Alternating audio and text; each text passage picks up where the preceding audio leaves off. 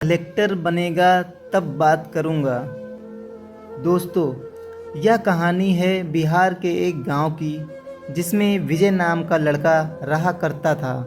बचपन से ही पढ़ाई में होशियार विजय अपने मम्मी पापा की आखिरी उम्मीद था। विजय के दादा ने अपने समय में बहुत कर्ज लिया था, जिसको चुकाने में पापा की पूरी ज़िंदगी मजदूरी में निकल गई। उनके पास थोड़ी सी ज़मीन थी, जिससे उनका गुजारा हो रहा था। पापा की तबीयत मजदूरी करने से ख़राब रहती थी, पर पापा विजय को इस बात का एहसास नहीं होने देते थे। विजय को पढ़ाई में इतना होशियार देखकर उसके मम्मी पापा ने हर वह काम किया जिससे वह विजय को पढ़ा पाए। विजय की कॉलेज की पढ़ाई ख़त्म हो गई थी और वह एक छोटी सी नौकरी करने लगा, जिससे उसका खर्चा निकल जाता और उस साथ में वह कलेक्टर बनने की तैयारी भी कर रहा था। विजय अपने वक्त का एक मिनट भी फालतू नहीं गुजारता था। विजय ने पूरा समय पढ़ाई और नौकरी में ही लगा दिया। विजय के पापा को यह पता था कि वह कलेक्टर बनना चाहता है, इसलिए घर की हालत बहुत ज़्यादा खराब होने पर भी उन्होंने विजय से कभी इस बात का जिक्र नहीं किया और न उसको अच्छी नौकरी करने के लिए कहा। लगातार 2 साल तक विजय पास नहीं हो पाया। उसके बाद भी उसके पिता ने अपना घर और ज़मीन गिरवी रखकर विजय को आईएएस की कोचिंग ज्वाइन करवाई और उसकी नौकरी भी छुड़वा दी और केवल पढ़ाई करने को कहा। विजय के पापा हमेशा उससे कहा करते, बेटा खेत और घर दोबारा आ जाएंगे, पर कलेक्टर दोबारा नहीं बन सकते। आज पूरे साल पढ़ाई करने के बाद विजय का रिजल्ट आ गया, जिसमें वह अच्छे नंबरों से निकल गया था। आज उसके पिता से ज़्यादा खुश कोई नहीं था। ऐसा लग रहा था जैसे विजय का सपना पूरा होने वाला है, पर भगवान को कुछ और ही मंजूर था। विजय का कल इंटरव्यू था और सुबह से उसके पापा की तबीयत खराब थी।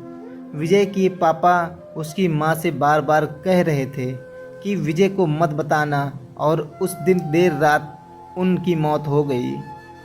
अब एक माँ जिसकी गोद में उसका पति गुजर गया और वह अपने दर्द को भुलाकर अपने बेटे की ज़िंदगी के बारे में सोच रही थी।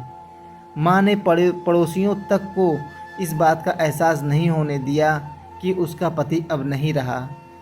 पूरी रात ऐसे रोई कि आवाज़ भी ना निकले, और सुबह विजय जब इंटरव्यू देने जाने लगा तब माँ और पापा के आशीर्वाद के लिए उसने माँ को कॉल किया। माँ ने पूरी हिम्मत लगा दी अपना सच छुपाने के लिए और विजय को आशीर्वाद दिया। और जब विजय ने पापा से बात करने को कहा तो माँ बोली, पापा अब तुमसे बात नहीं करेंगे, वह कलेक्टर से बात करेंगे। इतनी बात करके माँ ने फ़ोन रख दिया। विजय का जब इंटरव्यू हो गया तब उसे बताया गया कि उसके पिता की तबीयत खराब है, उसको तुरंत घर जाना है। विजय को एक पल नहीं लगा अपने पिता की हालत समझने में। घर पहुंचकर पिता के पैरों में गिरकर वह ज़ोर ज़ोर से रोने लगा और कहने लगा, पापा उठो, देखो मैं कलेक्टर बन गया।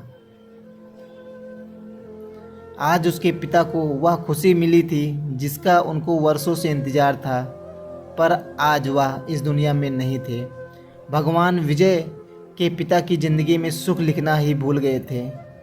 पहले वह अपने पिता के कर्ज में ज़िंदगी भर मजदूरी करते रहे और फिर बेटे के सपनों में फिर घर और ज़मीन गिरवी रखनी पड़ी। वह ज़िंदगी में कर्ज लेकर आए और कर्ज लेकर चले गए।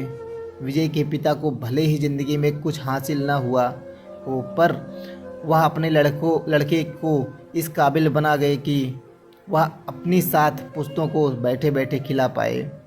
विजय की माँ ने जो उस रात किया, जिसको करने का जज्बा बहुत कम लोगों में होता है। जब विजय कलेक्टर बनकर घर आया तब माँ ने विजय से कहा, बेटा तुम आज इतने बड़े बन गए हो कि हज़ारों गरीबों का भला कर सकते हो। जब भी तुम्हारे सामने कोई गरीब मदद मांगने आए तो अपने पिता और मेरे बारे में सोचना। मैं तुम्हारे बराबर पढ़ी लिखी और समझदार तो नहीं हूँ, पर इतना ज़रूर जानती हूँ गरीब आदमी की बहुत मजबूरी होती है। तुम कभी किसी का बुरा मत करना। तो दोस्तों, आप लोग को ये कहानी कैसी लगी आप लोग बता सकते हैं लाइक कमेंट और सब्सक्राइब करके। तो हम मिलते हैं एक नए स्टोरी में। तब तक के लिए जय हिंद।